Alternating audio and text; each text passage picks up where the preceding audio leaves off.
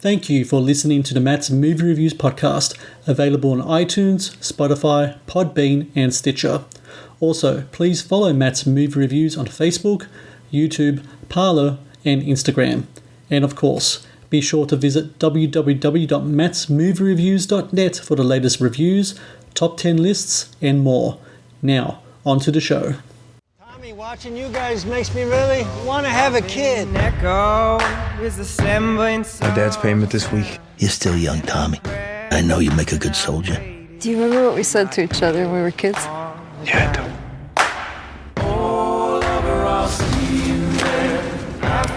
Hey, Pop. We never saw that dope. Keep your mouth shut.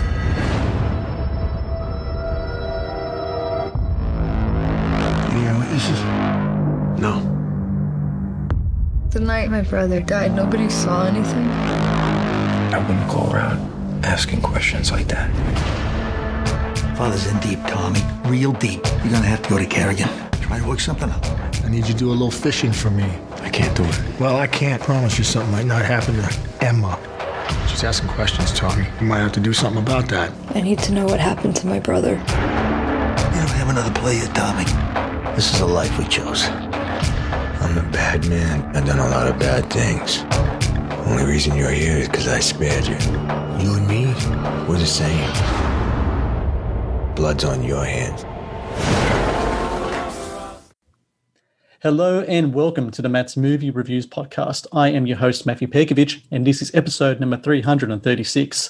Due to have its debut is Down East, a crime thriller set in Portland, Maine that tells the story of a young lobster man named Tommy who takes on the local crime element when his best friend Emma returns to her hometown to investigate the murder of her brother. A story of revenge and redemption. Down East is set to have its debut at the Garden State Film Festival on the 27th of March, and you can purchase tickets at gsff.org. That's www.gsff.org. And joining me now to talk about Down East is the film's writer and director, Joseph Raffa. Joe, I thank you very much for your time today. Hey, thank you for having me. I'm excited to be here. So the idea for Down East, this was actually conceived by your lead actor, Greg Finley, who plays the role of Tommy. So where did you meet Greg, and what was the idea that he kind of pitched to you in regards to what will become Down East?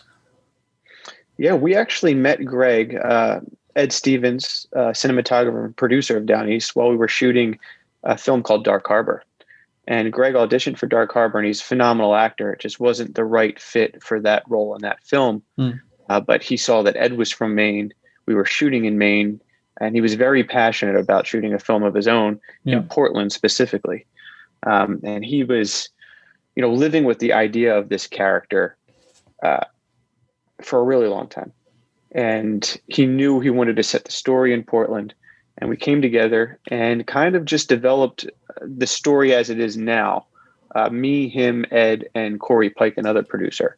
It was extremely different from the idea that he had been living with, but at the same time, the spirit of it and the identity of the film was very similar. So you guys actually worked on that script. I read it was like for around 6 months or so. What was, I'm curious, that original concept that Greg had, what was that he brought to the table, and what were the first steps that you had to really kind of flesh that out?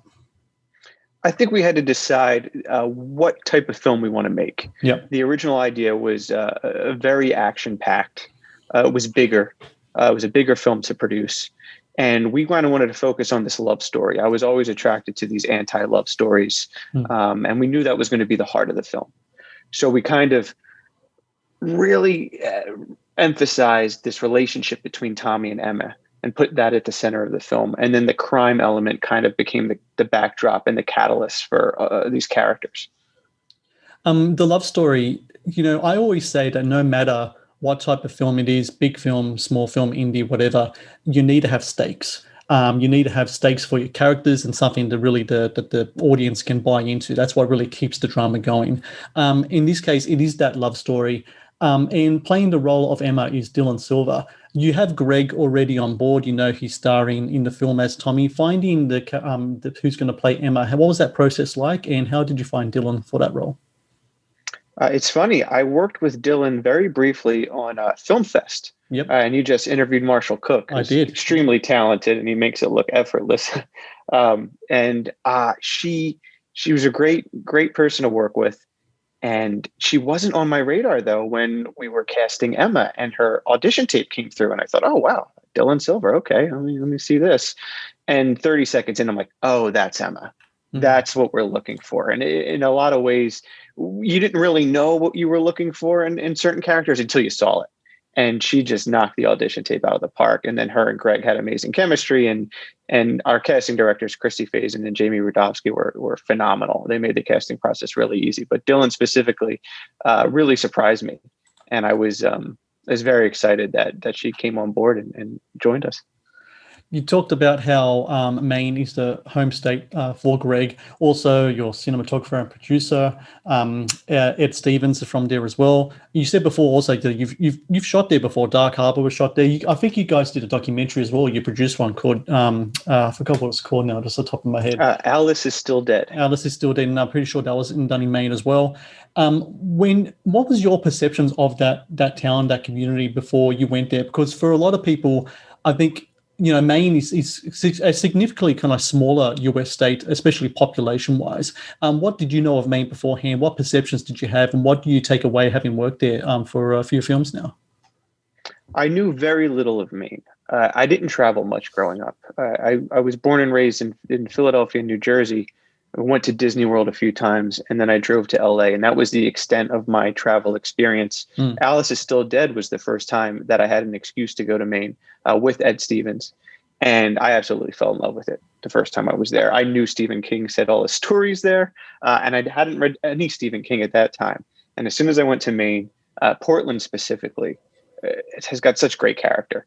It reminded me of Philadelphia in a lot of ways because it's a very intimate city with a very specific identity, but it was very different in a lot of ways. And I've never had lobster until I went to Maine. I had some lobster and I fell in love with lobster rolls. Then I read all, 20 Stephen King books the year following, and I immersed myself in everything Maine for as much as I could. It was really a place that now feels like a second home to me. I've been to Maine several times over the past couple of years for work and just to vacation and just to spend time there. And I think it's one of my favorite cities. There have been some films filmed in Maine before. I think Pet Sematary was filmed there. Cider House Rules, Shutter Island, I'm pretty sure there's some scenes filmed there.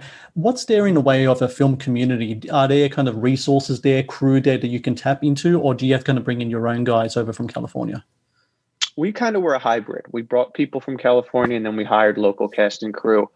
I think the culture there really helped us, especially because we're an independent production and you're shooting long days and long hours, and just the community, the way they embraced us and how they helped really energized us in a lot of ways. We had one producer, Kevin Haley, who we just, approached hey, get us a couple locations if you can. And a day that we spent location scouting, we thought we were going to see 2 or 3 places.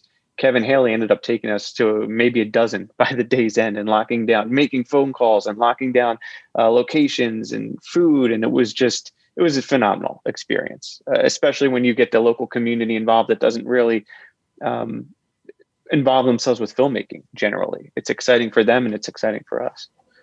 One thing I really felt while watching the movie, amongst others, is the cold. Maine winter, I imagine it would be just absolutely freezing down there. And your main character being the lobster man, you actually filmed on a lobster boat in the middle of winter. What's that experience like? Because you know what they say, the old kind of Jaws thing, never film on water, and you're filming on water during like cold winter days. What is that experience like? Does that mess also with any type of tech aspects in regards to cameras, etc.? Did you have to bring in kind of like new lenses, etc., to kind of deal with the cold and the wet in any sort of way? Well, we definitely had to have a contingency plan whenever we thought there would be a chance the camera froze. But there's not much you could do. You're kind of at the mercy of the weather. And, early on in the process, when we thought, when do we want to set the story? When do we want to shoot? We said, the winter, the cold is another character in the film. So I think it would be really important that we do that. But when you're actually there shooting in the cold, you're like, oh, this was a mistake. This would have been so much better if we shot in the summer, not for the sake of the story and the project, just for the sake of ourselves. But on the boat specifically, on the lobster boat, we had one day to shoot all the scenes on the lobster boat. And my cinematographer, Ed, and our amazing assistant director, Anthony Hanna, we came up with a shot list and a plan, how we were going to do everything, what would be most efficient. And as soon as we were on the boat, 20 minutes in, we knew this plan was not going to work. Logistically, blocking wise, the actors still needed time to get comfortable with the mechanisms of the ship and the lobster gear and equipment. So we kind of had to improvise. And one of the things we said was just, we have to get a scene in the can, just a scene between Greg Finley and Kirk Fox talking. And once we did that, it started to snowball and we found our rhythm. And I think the cold helped in a lot of ways with the performances. You really felt like you're there. Yeah. You know, as a director, when you discuss things with the actors a lot in pre-production, but you don't really put it on its feet until you're on set. And once they're costumed, we had a great costume designer in Brooke Mulkins, and they're in the elements. I just kind of have to stay out of the way because everything kind of feels like it's just taking off. All the elements are coming together, the performance with the cold and all the elements that come with production. So it was really fun. It was difficult to tolerate the cold at times, but I think ultimately it was important and it paid off. Something I really appreciate about the film, especially the crime story element, is that it's different. We're not talking about a Boston crime story or New York or New Jersey. The environment there really brings a different kind of element to it. And the film talks about a seedy underbelly. Does Maine have that kind of criminal element there that you guys could tap into? Is that something you kind of have to bring to the story to kind of make it all work? That's something we definitely had to fabricate and emphasize. Portland is not high in crime by any means compared to other cities, but it is a port city. So we kind of took that element and ran with it. Yeah. And I wanted to tell a criminal story about a group of criminals that, you know, they're not at the top of the food chain in a lot of ways. You watch something like The Sopranos, which had a profound effect on me, and you're following a crew in North Jersey that's never taken seriously by New York. I find that very interesting. You know, there's an interesting scene in the film where with this movie we're dealing with essentially the like an Irish gang or Irish crime gang, and they're kind of being pushed around by like the Italian gang from like further up the other side of the state. That was a very interesting scene to me because usually in films, whenever there's a sort of beef, it's a little bit of tit for tat. It could be violent, but the Irish mob there just kind of had to sit down and take it, didn't they? Yeah, you know, and that's the kind of film we wanted to make is a film where even the antagonist feels like they're doing what they're doing for the right reasons, that they're motivated for the right reasons. And a big motivating factor for Kerrigan was, you know, if I wasn't doing what I was doing in this town, the Italian mafia from the North End would be up here and things would be so much worse. Whether he's right or wrong is another story. But, you know, you have these characters that are making decisions because they think it's the correct decision to make. And then one thing leads to another, and you're living in a world full with moral ambiguity and questionable decisions and just operating in this gray area. And that's the kind of stuff I like to explore. I want to talk a little bit about Kerrigan because I don't think a lot of people are talking enough about this guy. Played by Judson Mills, and doing research on your film and looking into your different actors as well, this guy's a bona fide badass. He has been doing films with Chuck Norris. He's quite something else. You actually worked with Judson before on a show you developed back in the day called Spades. What was it like working with Judson? And does he really he really has kind of like an intimidating air about him. Does he really have that kind of physicality, that intimidation off screen as well? Oh, for sure. He's the kindest guy you'll ever meet. And he's got such a bright spirit, but he has this presence about him. And I met him actually bar backing at the Federal Bar in North Hollywood, and he was bartending. It was kind of a down time for the both of us, and down in the sense that not that life was depressing or anything. We just weren't working consistently at the time. So we were, you know, filling the time and paying the bills, bartending and bar backing as you have to do. And he, you know, just watching him operate behind the bar, I was very, very impressed with the way he carried himself, especially considering where he was at points of his life. And so when I was developing Spades, I casted it with the people that I worked with at the bar. And it really was the beginning of a really good working relationship between me and Judson. He's a bona fide professional. He's extremely talented. But even when the cameras aren't rolling, you can tell he just has that it factor about him that makes him fascinating. When I was watching the film, a couple of film references really popped in my head, and I just want to bring them up. One's obvious. The other one's kind of obscure, but I couldn't help but shake it when I was watching it. I think the first thing that really popped in my head, considering we're dealing with a port city on the waterfront, is a movie that really came to my head, especially in regards to the character of Tommy being an ex-boxer as well, and then so kind of like the alliance he used to have with the criminal element there. Was On the Waterfront a inspiration in regards to you all when making this movie? Oh, absolutely. I say that to people all the time. I say, I describe it as a modern day On the Waterfront. There's a lot of the same themes. The characters are very similar. And that had a very profound effect on me when I watched On the Waterfront at a young age.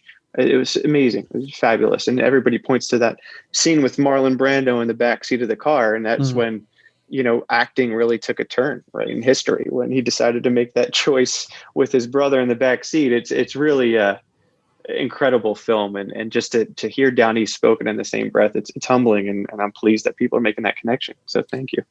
The next reference I had, kind of obscure, but I just couldn't, like I said, I couldn't shake it. So there's a scene between Tommy and his father, played really well by Gareth Williams. And like I said, the character Tommy is a boxer, and his father kept referring to him as Tommy Gunn. And, when I think Tommy Gunn, I don't know about you, Joe, but Rocky V really pops in my head, and what Tommy Morrison did in that film. Am I kind of off base there? Is that something that maybe you were a Rocky fan, and maybe that was just something that kind of creeped in there?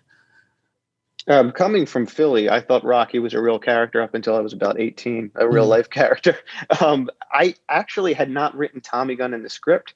That was something that Gareth Williams came up with on set. Uh-huh. He said, "Hey, it would be okay if I called, Tommy Gunn. I think it's endearing. I think it's something that a father would say to his son." And I'm like, "Absolutely, run with it."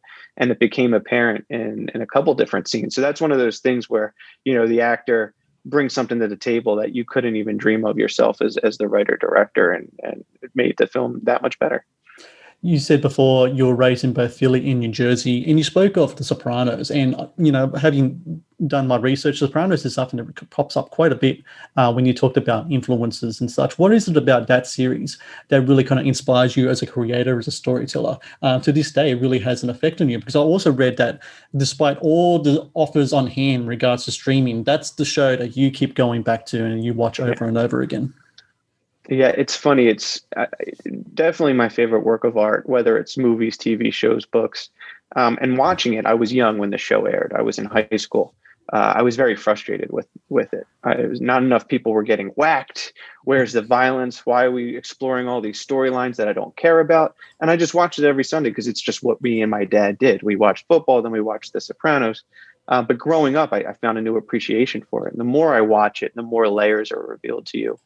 The more respect I have for the show. It also gets funnier the more you watch it.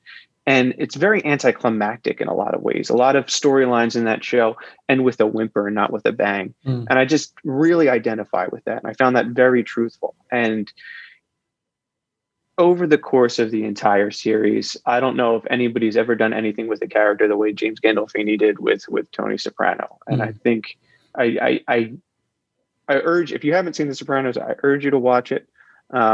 And if you don't like it, I totally understand, because it's not for everybody. But for me, it was a very big impact on all the things I do creatively. Well, I think it's like easily top 3 greatest TV show of all time. I agree.